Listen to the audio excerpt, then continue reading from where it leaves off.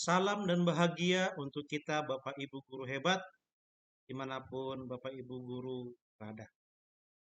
Izinkan saya untuk menyampaikan kesimpulan dan refleksi tentang pemikiran Ki Hajar Dewantara untuk tugas koneksi antar materi modul 1.1. Perkenalkan, saya Rainer Vincentius.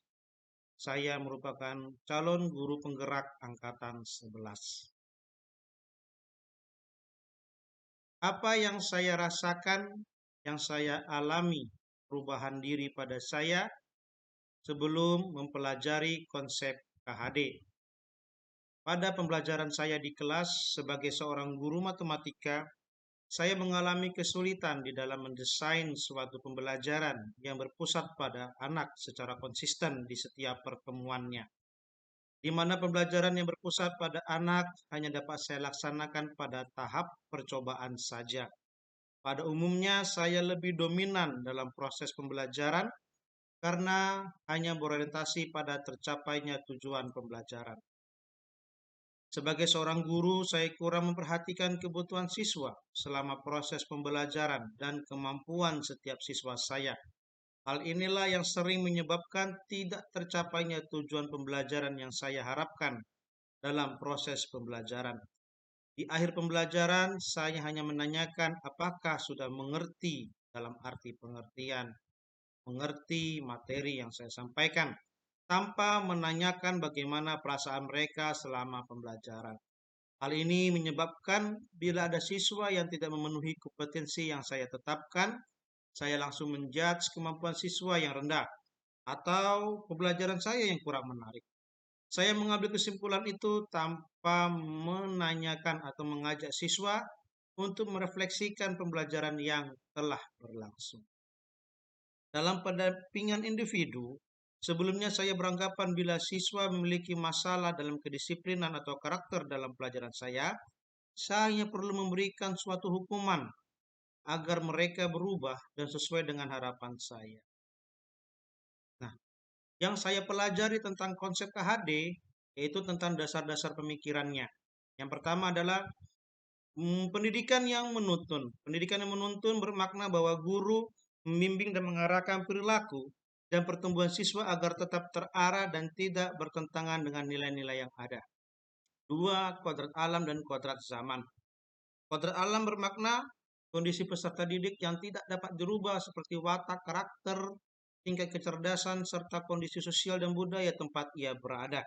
Sedangkan kodrat zaman merupakan perubahan dari waktu ke waktu, di mana guru memberikan pendidikan sesuai dengan perkembangan zaman yang ada agar siswa memiliki keterampilan dan kemampuan beradaptasi sesuai zamannya.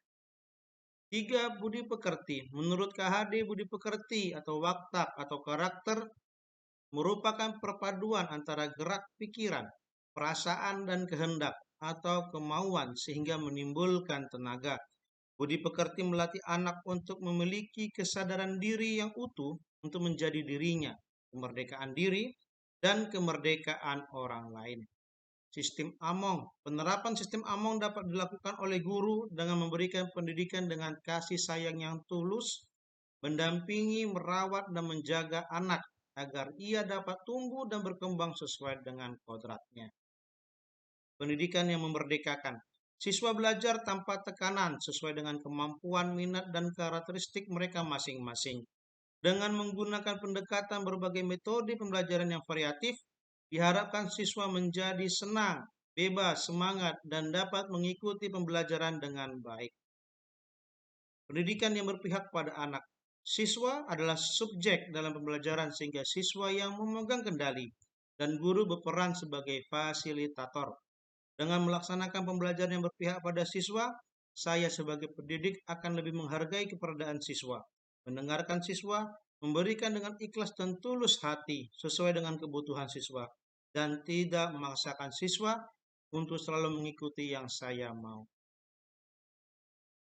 Maka dapat saya simpulkan yang saya pelajari sampai hari ini tentang konsep KHD atau konsep pemikiran dari Ki Hajar Dewantara. Yang pertama adalah tentang pendidikan yang menuntun, lalu yang kedua tentang kodrat alam dan kodrat zaman, lalu tentang budi pekerti, sistem AMONG, pendidikan yang memerdekakan, dan pendidikan yang berpihak pada anak. Lalu apa yang terjadi pada diri saya setelah saya mempelajari konsep pemikiran dari KHD? Yang pertama adalah pembelajaran di kelas, saya tidak bisa memaksakan kehendak saya kepada siswa. Sehingga sebagai guru saya harus mengarahkan mereka sesuai dengan bakat, minat, dan kemampuan mereka. Karena setiap siswa memiliki keunikannya masing-masing. Lalu juga saya harus mengidentifikasi karakteristik siswa dan melakukan refleksi dengan siswa untuk mengetahui kemajuan dan hambatan dan proses serta perkembangan siswa dalam pembelajaran. Saya akan melaksanakan pembelajaran berpusat pada siswa dan lebih menghargai keberadaan siswa, mendengarkan keluh kesah dan pendapat mereka dan tidak memaksakan kehendak saya. Lalu langkah-langkah apa saja yang dapat saya lakukan untuk mengaplikasikan pemikiran KHD dalam pembelajaran? Ada 4. Yang pertama, menurut saya harus menjadi teladan dan contoh bagi siswa. Lalu kedua, saya akan melakukan pemetaan minat, gaya belajar, dan karakter. Langkah ketiga, saya akan merancang pembelajaran yang berpusat pada siswa. Yang keempat, saya akan memfasilitasi kebutuhan siswa saya. Lalu, perubahan apa yang akan saya lakukan untuk ke depannya? Ada 3. Yang pertama, perubahan yang dapat saya lakukan adalah saya akan merancang pembelajaran sesuai kebutuhan dan kesiapan belajar siswa.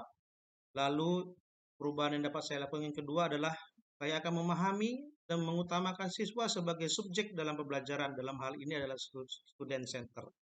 Lalu yang ketiga, perubahan yang akan saya lakukan adalah saya akan mulai melakukan refleksi bersama siswa di setiap pembelajaran untuk mengetahui apakah sudah efektif dan untuk mengetahui apa yang perlu diperbaiki. Lalu sebagai refleksi akhir, adapun langkah-langkah yang dapat saya lakukan adalah saya akan mulai mengubah pola pikir saya dengan hati dan tekad yang kuat untuk melaksanakan pembelajaran yang berpihak pada siswa, agar budi pekerti dan keterampilan abad 21 mereka peroleh sehingga karakter Pancasila dalam K5 bisa tercapai. Demikian kesimpulan yang dapat saya sampaikan untuk tugas hari ini. Mohon maaf bila ada yang kurang. Terima kasih, salam dan bahagia.